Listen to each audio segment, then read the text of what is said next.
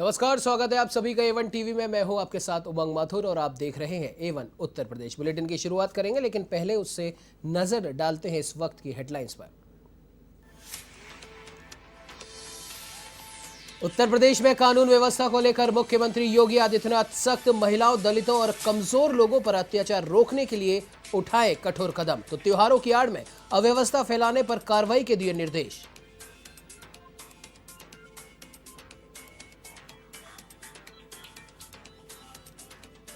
उत्तर प्रदेश सरकार 60,000 गांवों में देगी 59 लाख नल कनेक्शन। केंद्र सरकार के प्रस्ताव पर मुख्यमंत्री योगी आदित्यनाथ ने जताई सहमति। सभी को मिल सकेगा शुद्ध पीने का पानी।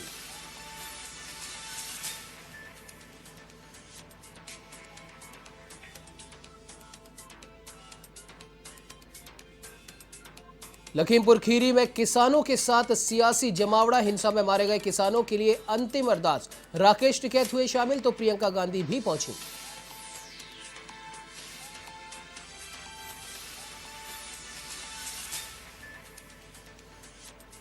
उत्तर प्रदेश में अखिलेश और चाचा शिवदयाल में नहीं बनी बात। अब चाचा मथुरा से निकालेंगे परिवर्तन रथ यात्रा, तो भतीजे की विजय यात्रा कानपुर पहुंची।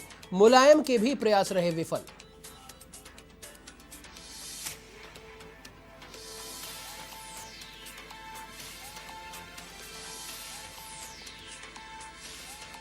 उत्तर प्रदेश में भी गहराया कोयला संकट। ताप्तीय परियोजना एनटीपीसी पर कोयले का संकट। एक और यूनिट हुई बंद। 2 यूनिट बंद होने के कारण घटा बिजली उत्पादन।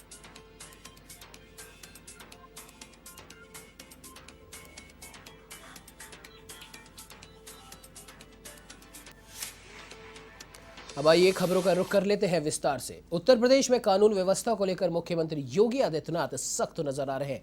उन्होंने कहा कि पर्वों व त्योहारों की आड़ में अराजकता व अव्यवस्था फैलाने वाले लोगों पर सख्त कार्रवाई की जाए। तो वहीं इस दौरान होने वाले आयोजनों के संबंध में धर्मगुरुओं के साथ साथ जनप्रतिनिधियों के साथ भी संवाद स्थापित किया जाए। पूजा पंडालों व रामलीला मंचन के आसपास साफ सफाई व सुरक्षा के विशेष प्रबंध किए जाए। विसर्जन मार्ग सहित अन्य सड़कें गड्ढा मुक्त रहे। मुख्यमंत्री ने कहा कि गौ तस्करी, अवैध शराब, समाज के कमजोर वर्गों, अनुसूचित जाति व जनजाति, महिलाओं व बालिकाओं के विरुद्ध होने वाले अपराधों पर भी शीघ्रता से कार्रवाई करें। प्रदेश में कोविड पर नियंत्रण हुआ है, लेकिन खतरा अभी टला नहीं है। सभी आयोजनों में कोविड प्रोटोकॉल का पूर्ण पालन कराया जाए। निगरानी समितियां प्रभावी ढंग से कार्य करती रहें और सर्विलांस में किसी भी प्रकार की कोताही या शिथिलता न बरती जाए। बाहर से आने वाले लोगों की टेस्टिंग अनिवार्य रूप से कराई जाए।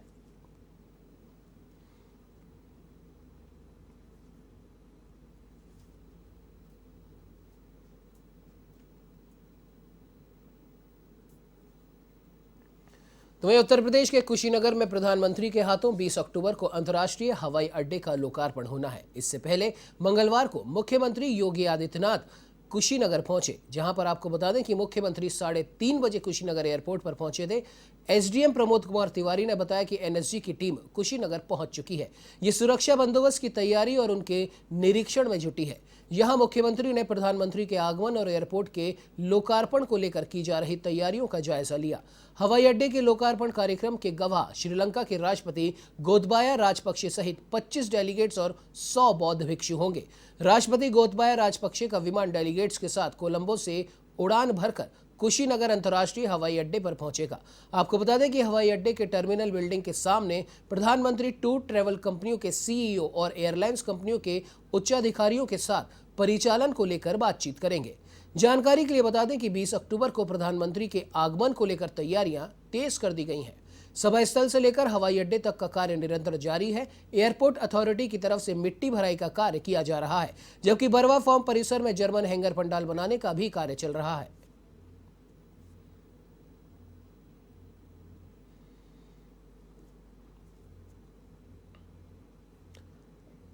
उत्तर प्रदेश सरकार जल जीवन मिशन के तहत 60,000 गांवों में 2022 तक 59 लाख से भी ज्यादा नल कनेक्शन की सुविधा देगी।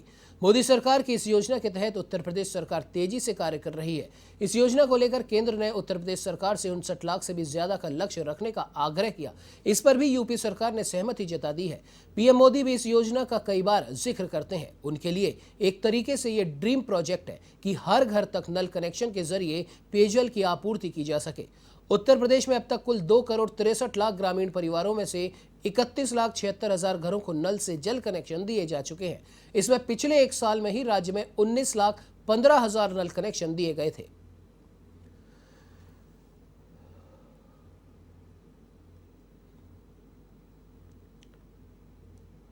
तो वहीं उत्तर प्रदेश में 2022 में होने वाले विधानसभा चुनाव को साधने के लिए समाजवादी पार्टी के अध्यक्ष अखिलेश यादव भी जुट चुके हैं।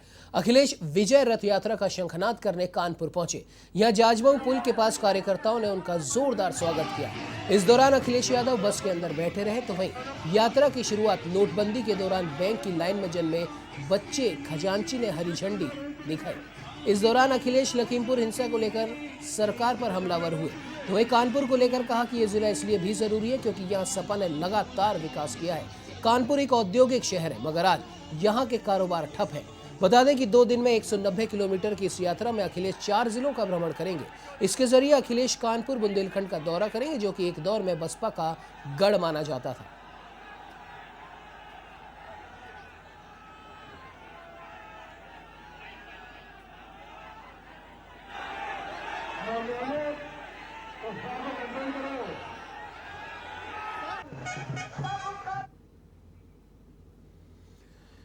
तो वहीं अखिलेश यादव का हमीरपुर पहुंचने पर कार्यकर्ताओं ने जोरदार स्वागत किया। और इस दौरान आपको बता दें कि पुलिस प्रशासन भी पूरी तरह मुस्तैद नजर आया। अखिलेश यादव प्रदेश में विजय यात्रा निकाल रहे हैं। वे बुधवार को कुरारा थाना इलाके में जनसभा को भी संबोधित करेंगे।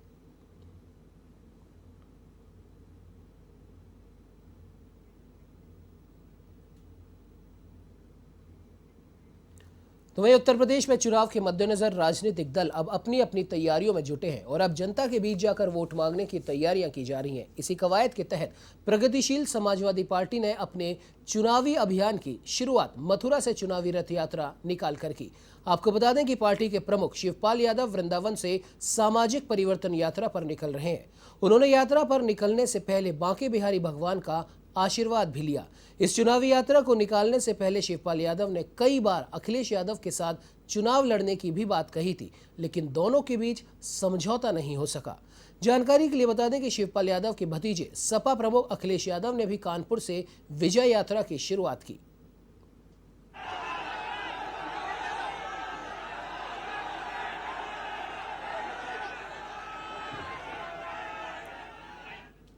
तो वहीं लखीमपुर खीरी के तिकुनिया में हुए बवाल के दौरान मारे गए किसानों की आत्मा की शांति के लिए अंतिम अरदास कार्यक्रम किया गया। इस कार्यक्रम में मृत किसानों के परिजन और घायल किसानों को भी बुलाया गया। श्रद्धांजलि सभा के लिए करीब 30 एकड़ इलाके में इंतजाम किए गए। ये कार्यक्रम स्थल घटनास्थल से 1 किलोमीटर की दूरी पर है। किसान नेता राकेश टिकैत तिकुनिया में चल रही किसानों की अंतिम अरदास में शामिल हुए और इस दौरान लखीमपुर आने वाले किसानों को जगह जगह रोका भी गया। इसे लेकर किसानों में आक्रोश भी नजर आया। मंच से बार बार किसानों को न रोकने के लिए अनाउंसमेंट किया गया। तो वहीं प्रियंका वाड्रा भी अरदास कार्यक्रम में शामिल होने पहुंचे, जिन्होंने मृत किसानों को श्रद्धांजलि दी, लेकिन इस दौरान उन्हें मंच साझा नहीं करने दिया। सभी राजनीतिक दलों के लोगों को मंच से दूर रखा गया। गवाही कई वीर कहते आप माफ हो जाएंगे, माफ हो जाएंगे ते माफ दे प्यारे 2 बंदे पहला भी हो गए सी जेडे मेरी जानकारी में। इधर बहराइच में पुलिस ने लखीमपुर में मृतक किसानों के अरदास में हिस्सा लेने जा रहे कांग्रेसियों को रोक लिया। इससे नाराज कांग्रेसियों ने जोरदार प्रदर्शन किया। इस दौरान कांग्रेस के नेताओं ने केंद्रीय गृह राज्य मंत्री के इस्तीफे की मांग की। तो वहीं इस मांग को नहीं माने जाने पर कांग्रेस नेताओं ने आंदोलन करने की चेतावनी दी। इसके बाद कांग्रेस के नेताओं ने सिटी मजिस्ट्रेट को ज्ञापन भी सौंपा।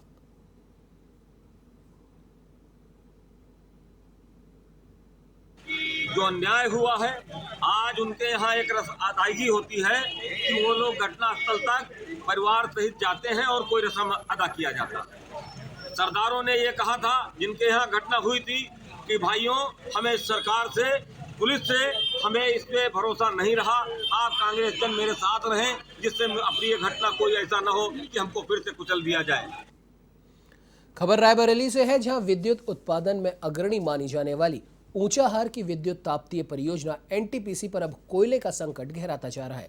इसी के कारण एक और यूनिट बंद कर दी गई है। हालांकि जीएम एनटीपीसी का कहना है कि कोयले की सप्लाई में सुधार हो रहा है, लिहाजा 2-4 दिन में ये यूनिट वापस शुरू हो जाएगी। उधर 6 में से 2 यूनिट बंद हो जाने के कारण बिजली उत्पादन पर लगभग आधे से भी ज्यादा फर्क आ गया है।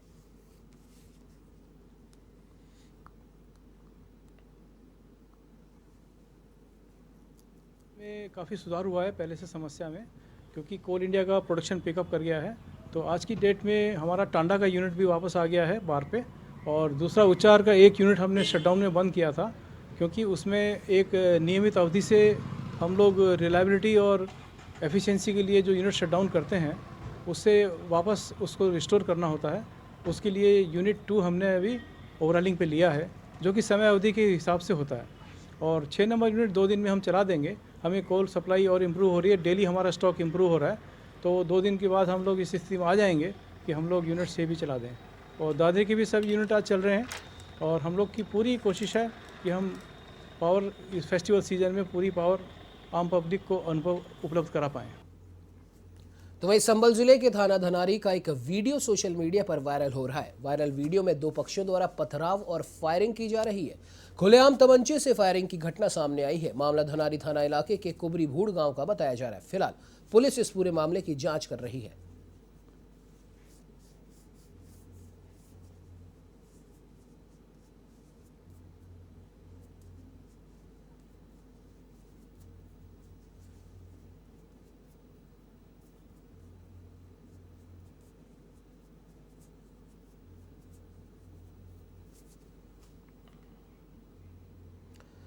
तो वहीं इस खबर पर ज्यादा जानकारी के लिए हमारे साथ में संभल से एवन संवाददाता मोहित द्विवेदी फोन लाइन पर जुड़ चुके हैं। मोहित, जानना चाहेंगे अभी तक क्या कुछ अपडेट इस खबर पर सामने आ रही है?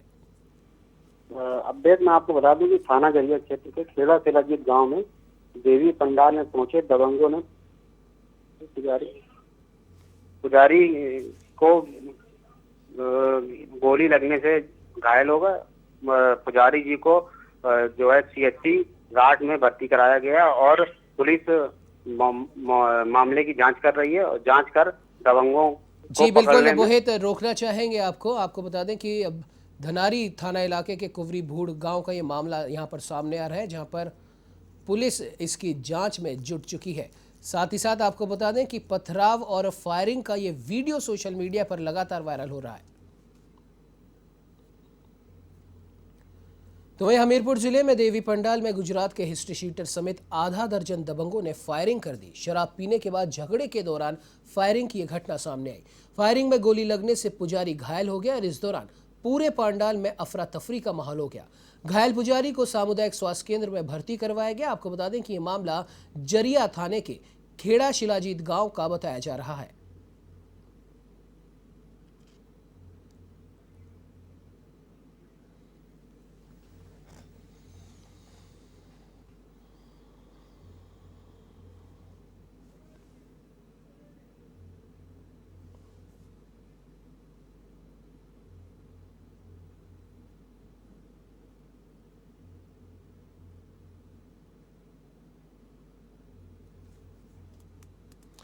आपको बता दें कि शराब पीने के बाद झगड़े के दौरान ये फायरिंग का सारा मामला सामने आया है। आपको बता दें कि थाने के खेड़ा शेलजीत गांव का ये पूरा मामला बताया जा रहा है, जहां आधा दर्जन दबंगों ने फायरिंग की इस घटना को अंजाम दिया। गुजरात का एक हिस्ट्री शीटर भी इस फायरिंग में शामिल बताया जा रहा है। हालांकि गोली लगने से मंदिर के पुजारी के घायल होने की बात यहां पर सामने आ रही है। पुलिस ने इस पूरे मामले की जांच आगे की शुरू कर दी है, और दोषियों को पकड़ने की कार्रवाई भी लगातार जारी है।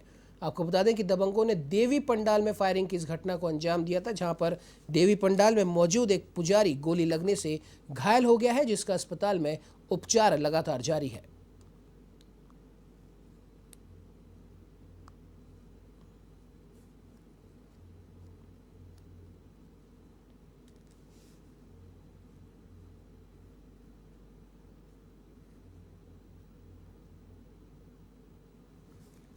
तो वहीं घायल पुजारी का सामुदायिक अस्पताल में इलाज लगातार जारी है। आपको बता दें कि घटना देवी पंडाल में दबंगों द्वारा की गई फायरिंग के बाद में शुरू हुई। शराब पीने के बाद झगड़े के दौरान इस फायरिंग की घटना को अंजाम दिया गया। थाने के खेड़ा शिलाजीत गांव का यह पूरा मामला बताया जा रहा है। तो वहीं इस खबर पर ज्यादा जानकारी के लिए हमारे साथ में एवन संवाददाता मोहित हमारे साथ फोन लाइन पर जुड़ चुके।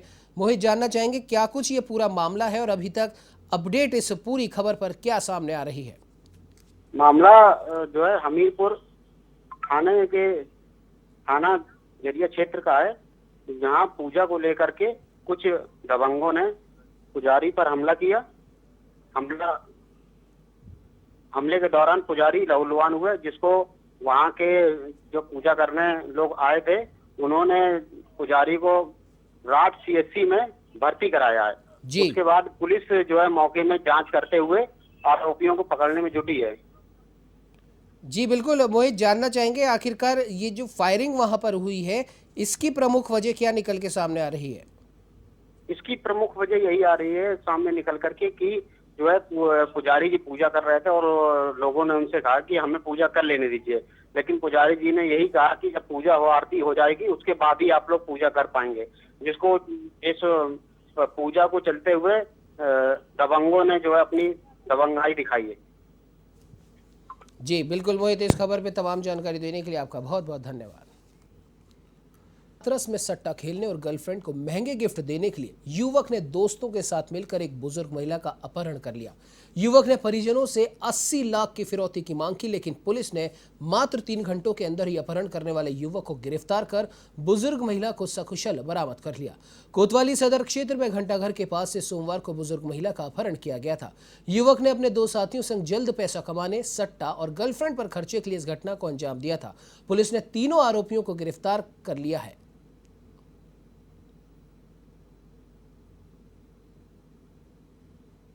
विस्तृत पूछताछ की गई है।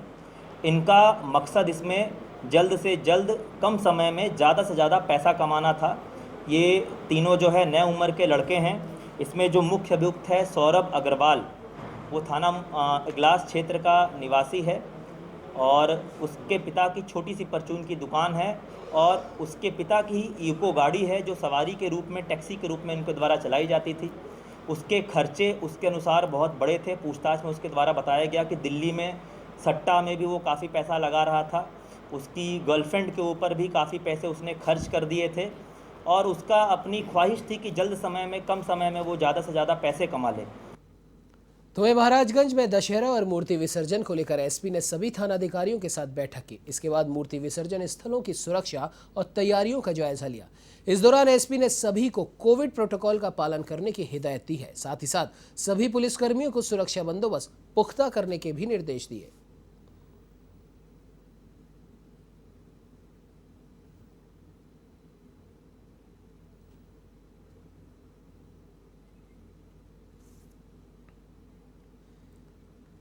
तो वहीं जालौन के माधोगढ़ में प्रधान पति द्वारा तालाब को खेत में बदलने के मामले में A1 टीवी की खबर का असर हुआ है।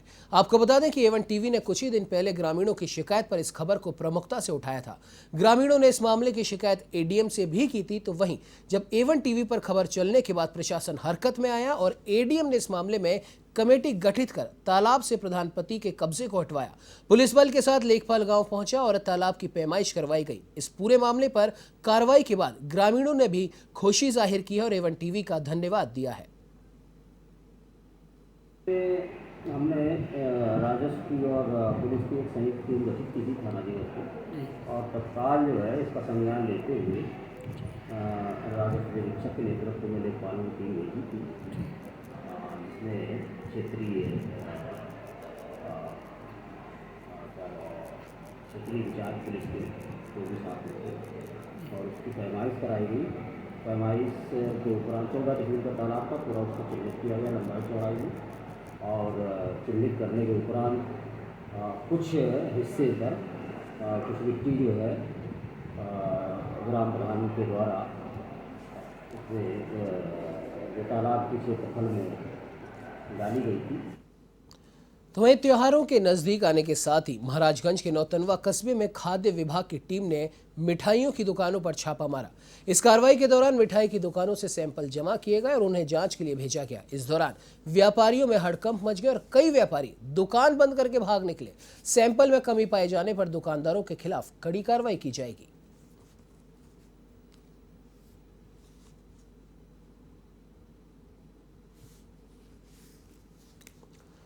तो वहीं संभल में डीएम ने भैजोई की अनाज मंडी में धान खरीद सेंटरों का औचक निरीक्षण किया और इस दौरान कलेक्टर ने 3 सेंटर जो कि एक ही जगह पर चल रहे थे उसे लेकर नाराजगी व्यक्त की और